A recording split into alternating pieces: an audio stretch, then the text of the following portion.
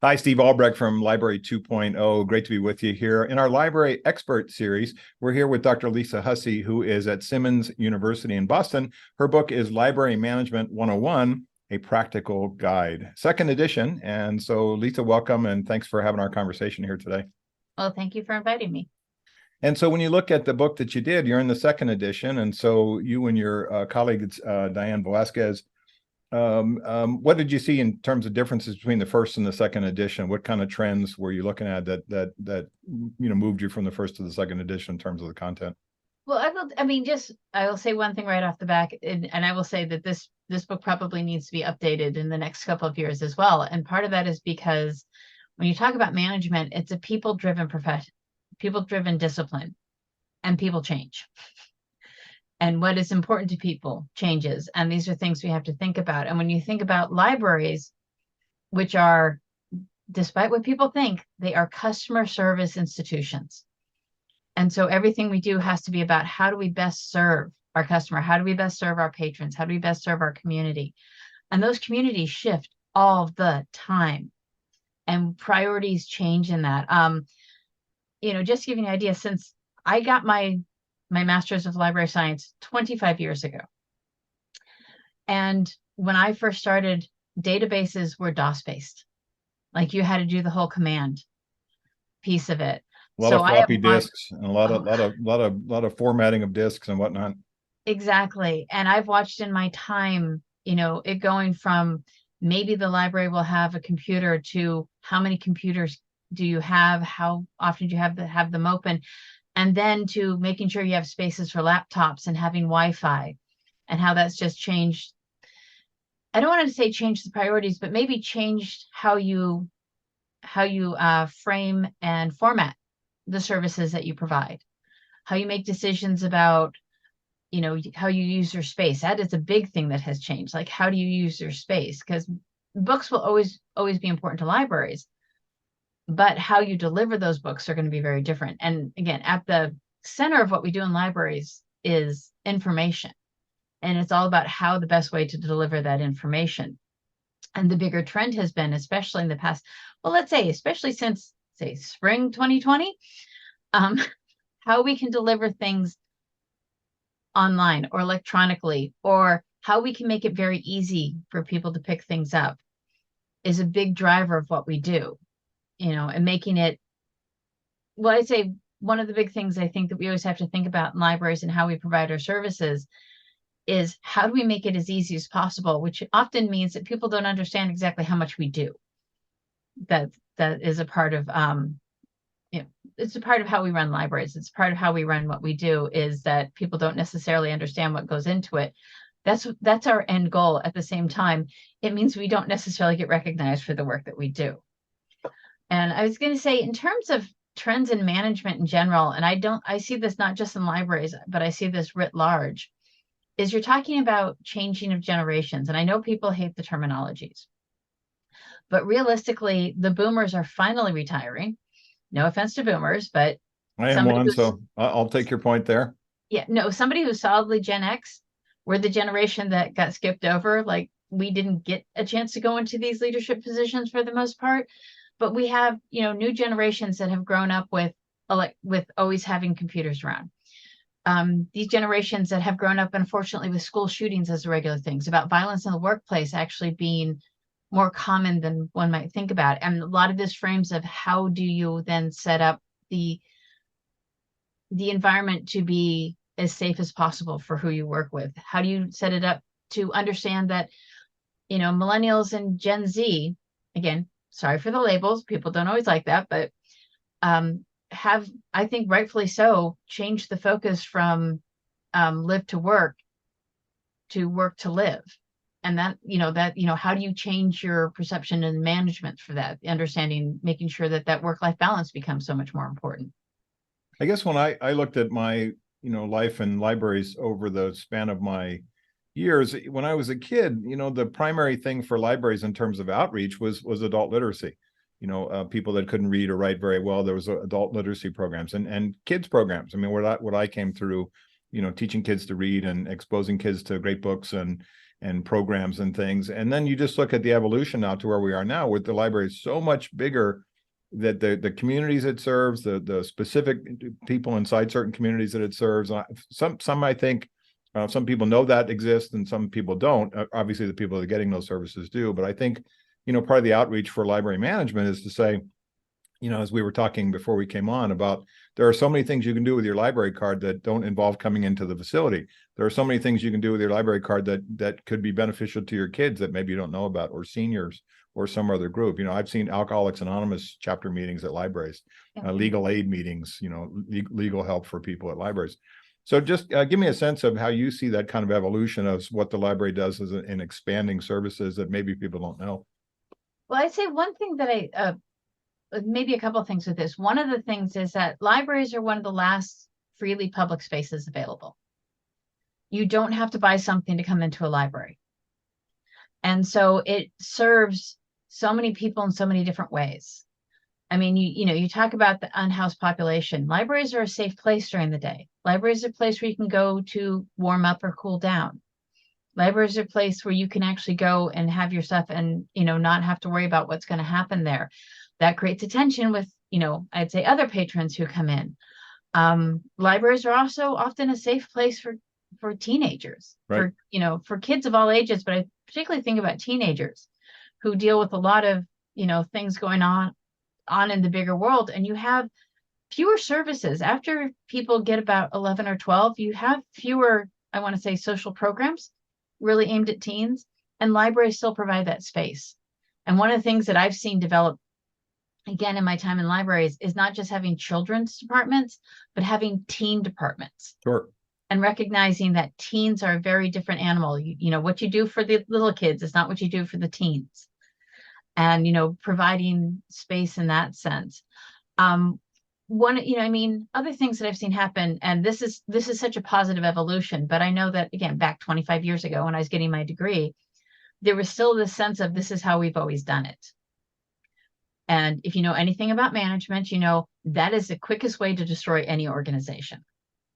And there have been some very important shifts. Like when I was working on my doctorate in Missouri, the Missouri Library Association and a lot of the public libraries it didn't just start at that point. And I was in Missouri from 2003 to 2006.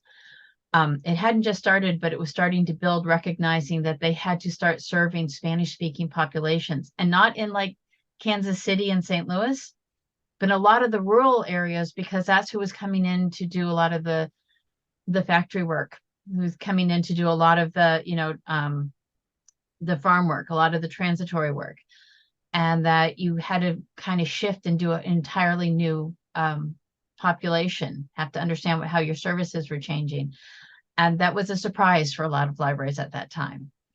And, you have places that have always had that. New York City, Boston, Los Angeles, Seattle, Baltimore, Miami. These have always been cities that have had huge immigrant populations. So they've always had those services. But you start getting into other parts of the country where you're realizing that, that's just not a big city thing anymore.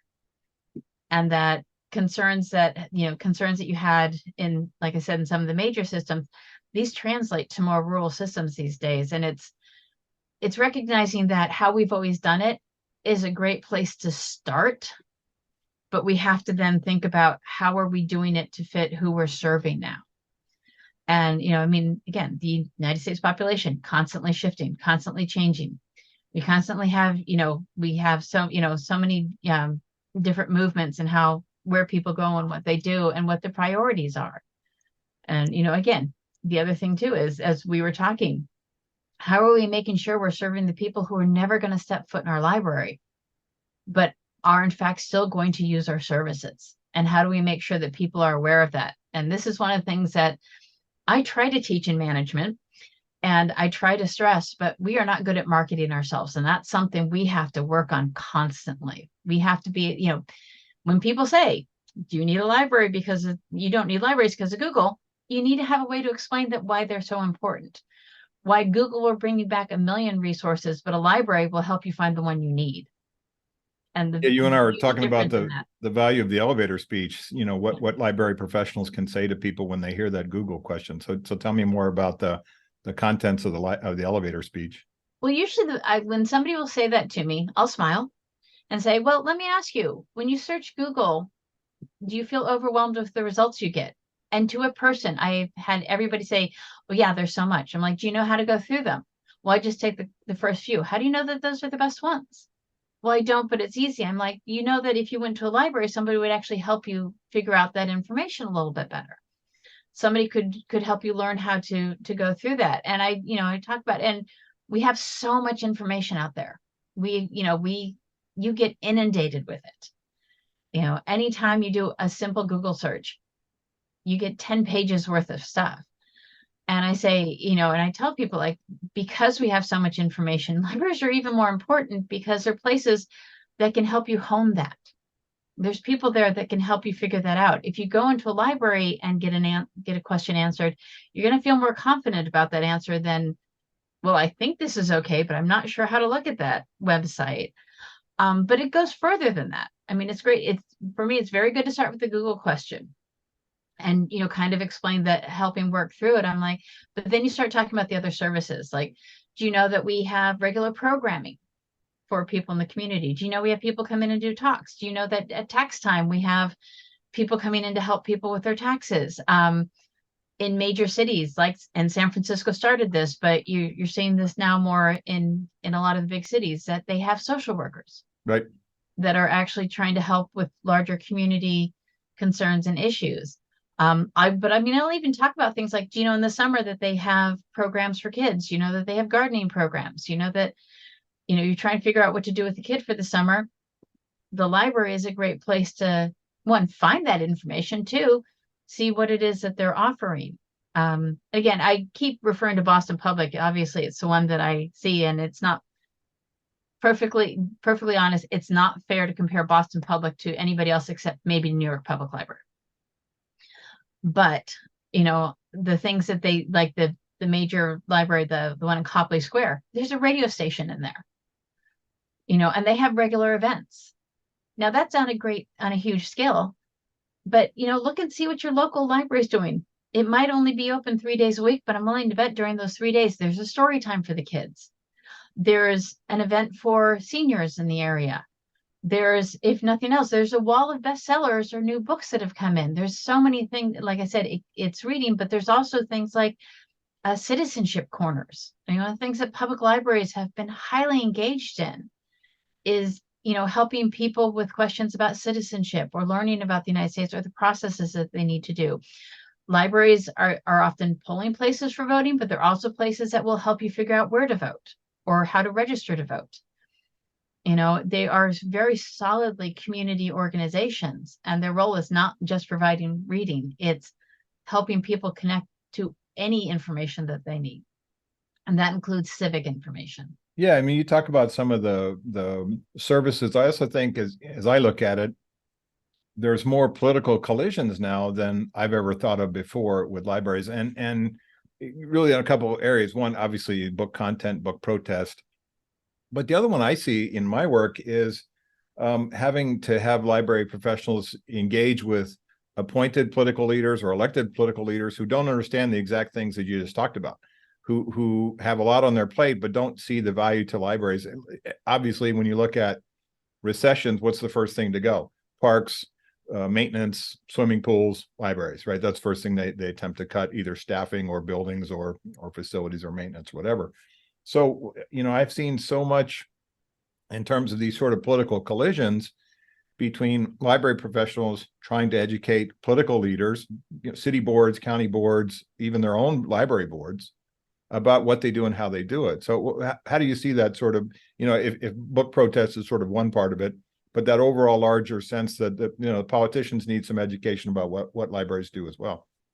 Right. And one of the things, and this is something I teach a lot in especially my management class, but in almost any class that I talk about, is the way to do this education is you have to explain why it's important to them, not why it's important to you. You work in libraries. I work in libraries. I have a doctorate in it. I teach it. I'm obviously passionate about it. And they know that. but that it doesn't matter why it's important to me. Why is it important to them? If you want, politician wants to cut the library, I would immediately start finding data about how much time, how much time is spent on things like homework help. If you're a school library that's getting cut, and to me, actually, that's more dangerous when the public libraries, school libraries get cut so quickly.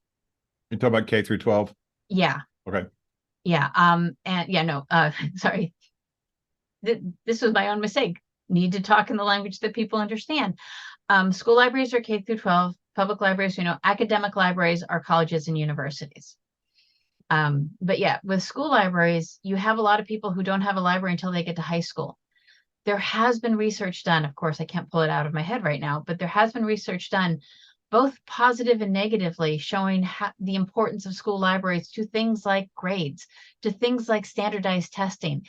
And if there's one thing that principals and superintendents care about, it's those standardized tests. And being able to show, look, when you have the presence of a library and a librarian, the testing is this much higher. Not kids need to read, not those, of course that's important. That's what I care about. That's not what a principal and a superintendent care about. They're going to care about, what is that larger outcome? What is that larger impact? What can they take to their funders and talk about? And, again, your city wants to cut your funding, and, why should we keep you rather than the police department? And, one, you don't want to make it an either or, but, the thing to point out is that you're now taking away another place that kids can go to. What are they going to do? I personally, one of the things I would do would dig in and look at crime statistics and look at, how things are when kids don't have outlets. By the way, I'm not saying kids are evil or kids are automatically, going to be criminal, but I was a teenager, and when I didn't have something to do, I was stupid too. But it's really how do you take this and put it in the language that makes sense to them and aligns with their goals and their priorities. And if you want to see a really beautiful case study of how this was handled, well, again, Boston Public Library, sorry, but in 2008, when they were going to start cutting everything and cutting branches, the president of Boston Public Library at the time, Amy Ryan, was very public. She held forums. She went out and talked to people, and she made it so that the city understood how important the library was to the city. Not how important it was to the people who worked there, but how important it was to the city. New York Public has done the same thing. I think when Bloomberg was mayor, he tried to cut it, and the city pushed back hard. People who were influential in terms of voting pushed back hard. And these are the things that you need to do. Sometimes you have to find your advocates, which again, New York Public has done, Boston Public has done. I've seen it done in other cities as well. You have to have the people who will get up and speak for you, but you also have to tie it to the larger goals. What is the most important thing, for your city? What is the most important thing for your university? What is the most important thing for your school? How does the library contribute to that? When you were writing your book with Diane Velasquez, Library Management 101, A Practical Guide, Rowman and Littlefield book, when you looked at that, you have a collection of subject matter experts in there, and you cover a lot in the book in terms of the depth of subjects. It's not just about management. There's a lot there, a lot of meat on the hoof. And it sounds like one of your challenges or one of your opportunities as an instructor, for library professionals is kind of political savvy.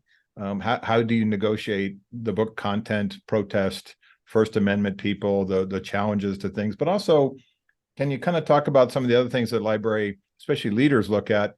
How do you manage the budgets, and how do you get facility improvements, and how do you work on a huge project like a capital improvements or a new building or adding new branches? Staffing issues, how you find the best people and retain them. I know those are things that are covered in your book. Just kind of give me a sense of how you have addressed those things, and especially the work you're doing now.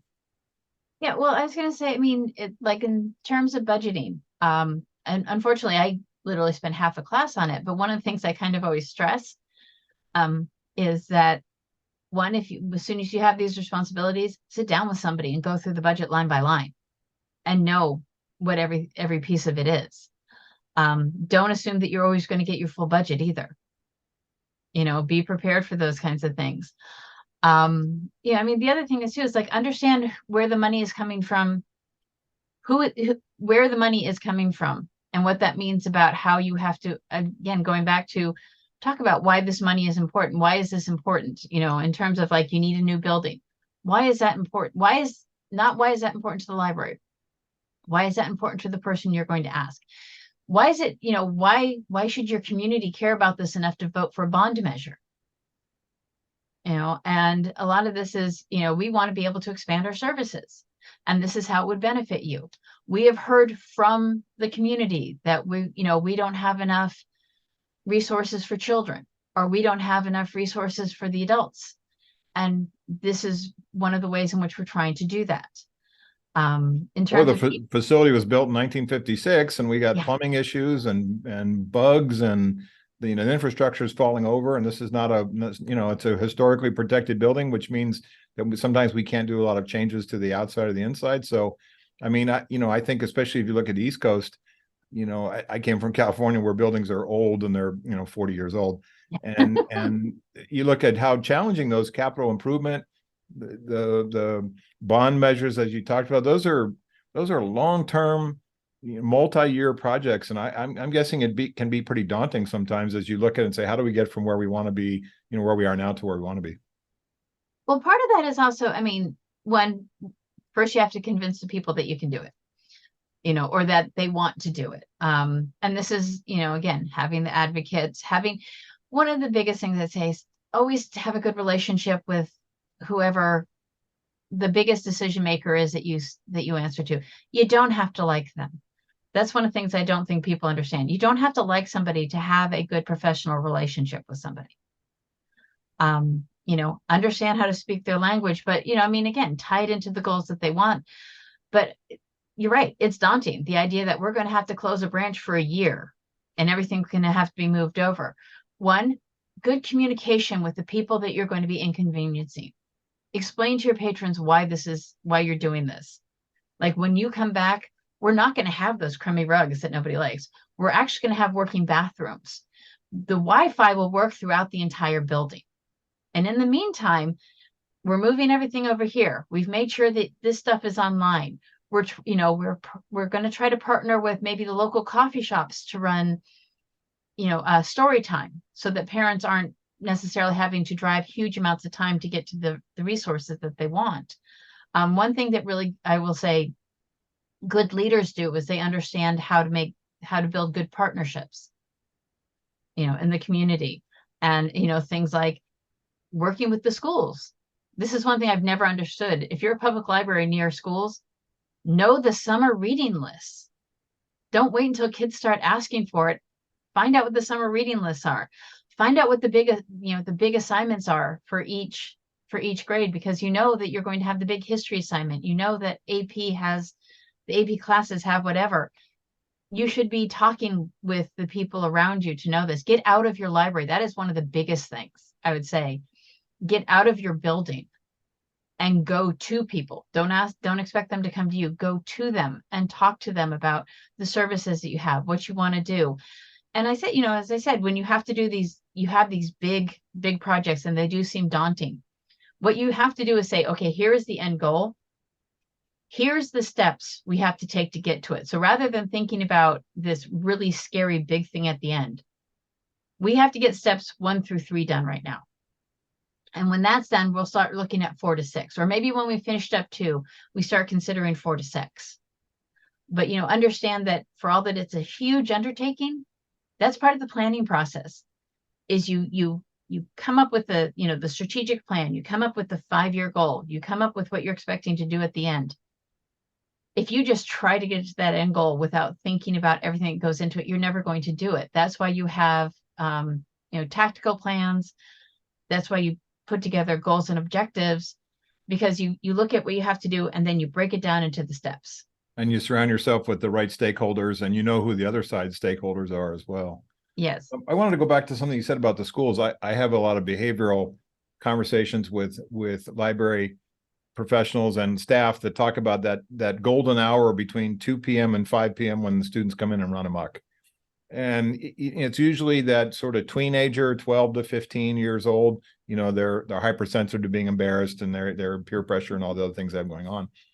And like you said, if they're near a school, and I always say, well, have you reached out to the principals and the vice principals and the counselors and even the school librarians, or have you reached out to the district and said, can we partner on good library behavior? Can we create something that goes home with the parents, or can we create something where we can speak to the PTA or the school board to be sort of a partnership? And what I hear is that the school people say, well, it's 2:05, they're your problem now. We're heading to the car, and we'll see and see them in the morning. And so the more realistic approach is this partnership, a junior high, middle school with the local library that's right across the street and gets an influx of these kids.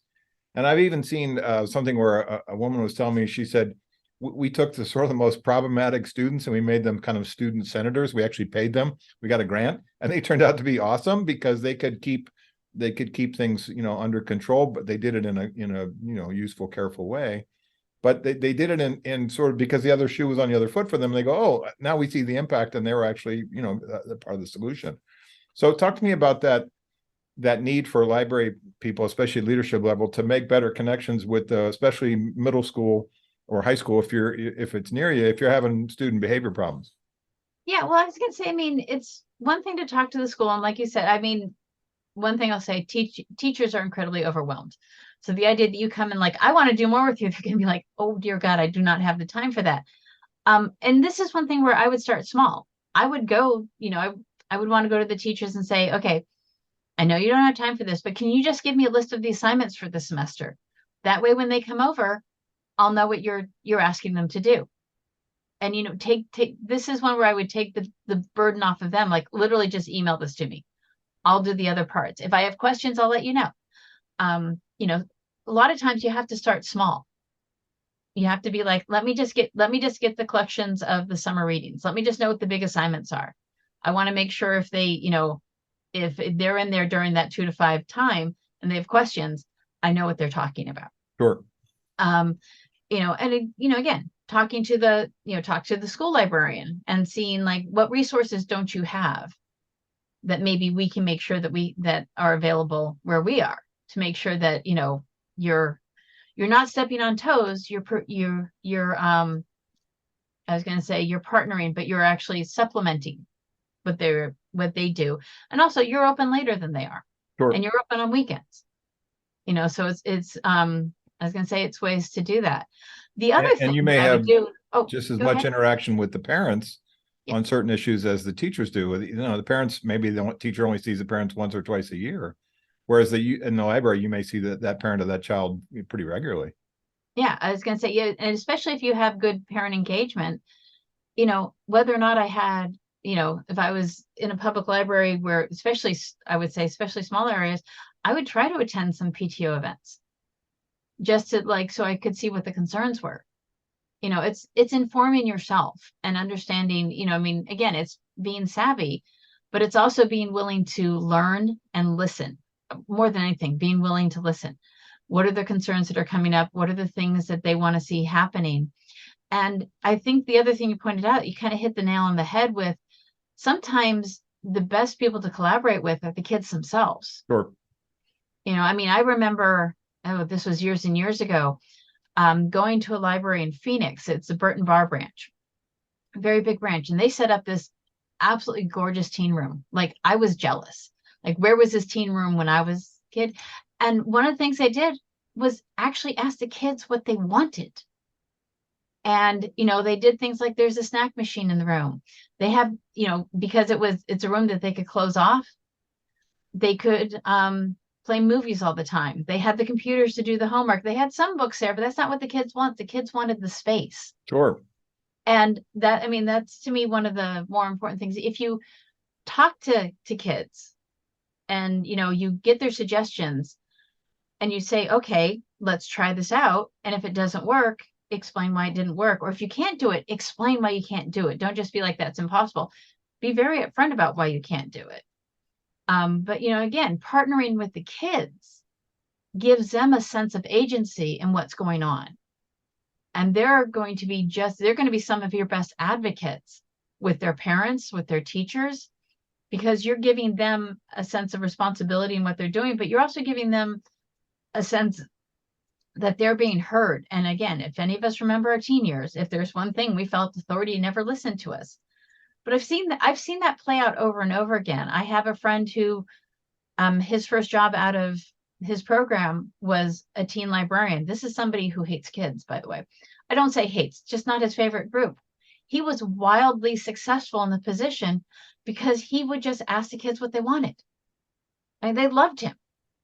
Well, what events you want? Well, we want to run a talent show. Okay, he figured out how to put it together, worked with the kids that built it up. It was wildly successful. Is that always going to be the case? No, but there is something to, like I said, one of the biggest partners with some of that is actually partnering with the people you're trying to help. So I wanted to go back to your book for a second. There was a chapter in there which I thought was really interesting, because it's a question I've been getting from some library leaders. It's about unions. And it's like, I hate to ask compound questions, but I'll ask you a compound question. How do we bring the best and the brightest into our facilities as employees if it's not always about pay? And maybe one of the benefits of unions, and I just wrote a piece for Library 2.0 about this, which is going to come out in a couple of weeks, that there are pros and cons about unions. Sometimes the difficulty, the challenge with unions is you are not in the same sort of collegial relationship with your boss. Sometimes you have to go through the shop steward or some sort of memo of understanding about what we can or can't do. Whereas in the non-union environment, the boss would say, yes, we can do that, or no, we can't. But certainly the union environment sometimes absolutely raises wages and benefits because of the collective power of that. So kind of a compound question: how do you bring the brightest and best employees into the library world if pay is not the only driver? I know people work for more than just pay, but it's important. And then the second is, what's kind of your sense as you look at, Starbucks unionizes and the idea that libraries are now seeing more union employees, or at least union activity? Yeah. Well, I mean, keep in mind that I'm actually in a part of the country where unions are very big. And again, a lot of libraries here have been unionized for decades, not just recently. And let me just maybe start with, how do you bring in the best and the brightest? Is understand what people, when you're bringing people in, what are their priorities? I think sometimes one of the mistakes we make in the hiring process is we see somebody, who's like us, usually unconsciously. I will say it's usually, I'm like, oh, this seems to be a perfect fit, or this person seems to fit with the personality, but you haven't really found out what their plans are for 5 years out, 10 years out, and realizing that you don't have the growth that they want, or perhaps you're expecting too much of them. And this is, I think, also a thing we have to recognize as managers and leaders. Sometimes people literally just want to be, I don't want to use the term yet, just sometimes the goal is to be a children's librarian for 20 years. Or a page. Yeah. And that's what they want to do. And you need to pay attention to that. You need to find ways to keep challenging them within that, but don't try to take them out of it. Let them thrive in what they do well. And you have other people who, I will say, I probably fall in this category, that I'm like, oh no, I'll be happy doing this for the next whatever. Yeah, I'm never not. I never am. I always end up wanting to do more. And going someplace where I realize that after a year, I'm going to have no growth. I'm going to be gone because I'm not being challenged. And it's one, recognizing what the possibilities are there. The other thing I'd say is also, you want to bring in the best and the brightest. That doesn't mean that you always want to keep the best and the brightest. And what I mean by that is, you want to bring somebody in for 3 years, somebody that you think you're going to have for 3 years, and they're probably going to have to move up. Fabulous. That means you have 3 years to work with them. That means you have 3 years to have them help really build the culture in the organization, to help you recognize other talent within the organization. I actually had a conversation with somebody who is a rural library director, and they're having a hard time getting an assistant director in. I said, have you thought about hiring people straight out of programs? I realize that, that they may not have the experience, but they're going to have the degree, and you're probably going to have them from anywhere from about 2 to 5 years. But in that time, you're going to have them and train them, and you're going to be able to do the next steps. And it's a slightly different way of looking at it. and that you're not necessarily, and don't get me wrong, you're going to have people who are going to be at libraries for over 20 years. But you also have to recognize that if somebody leaves, it's not a failure, especially if they're going on to bigger and better things, because it means you prepared them for the next step. Now, in terms of unions, I think one of the important things with unions right now, and I would have answered this question differently 20 years ago and maybe even 15 years ago, is that unions are going to, one, protect positions, and they're going to make sure that what the expectations of labor are. And to me, why that's so important is, as you know, as people keep cutting budgets and trying to, well, you can just take on more work. Well, no, you shouldn't. If you were hired to be the reference librarian, and by the way, this is not a knock on pages, but you're wasting money if you're asking them to pay to be a page, because that's not what you hired them for. And it's one of the things that unions will say, no, that's not part of their job. And they will also, again, step in and guarantee benefits. And yes, no matter what, you're going to always have that tension between the union and administration. And that's how it should be, because each side, wants to see what's best with that. And yeah, sometimes it adds layers of bureaucracy about things that you can and can't do. But at the same time, it makes sure that you're not being told to take on 3 jobs when you were hired for 1. Sure. So in wrapping up, I know you're at Simmons University. Is that the best way for folks to get a hold of you? Yes, it is. You can actually find me on the website, because my email is lisa.hussey2@simmons.edu. But seriously, go to the website. Okay. Find me that way. It's usually the best way. And yes, email is always a great way to reach me. And I'm always happy to get questions. Please do not think I'm being facetious about that. I actually am always happy to get questions about anything I've said here, anything in the book. Maybe you go and see my Vita and like, oh, I have a question. I didn't have a question about management, but what about your other research? I love that. And also, just as a word to the wise for listeners, researchers, we love it when you want to talk about our research. We're so happy about that. Please don't ever think you're bothering us.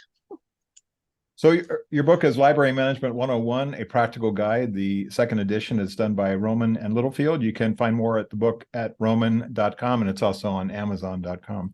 Dr. Hussey, thanks for your time and your expertise today. I appreciate what you've done for the Library 2.0 audience. Well, thank you very much for inviting me. I enjoyed it very much.